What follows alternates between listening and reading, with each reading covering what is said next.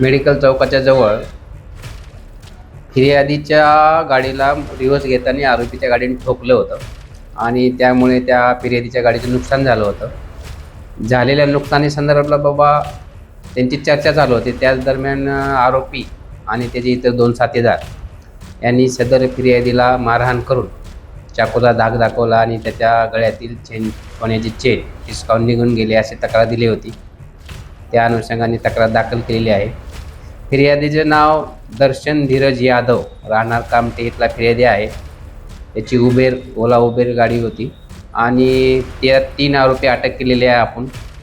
तिन्ही आरोपीचे प्रेम अनिल सावरबंदे, अंकित राजकुमार किल्लेवाल आणि नंदू अनिल तिघरे हे तिन्ही राहणारे तालुका पवनीचे इथले आहेत आणि तिघांना पण आपण सदर गुन्ह्यात अटक केलेली आहे.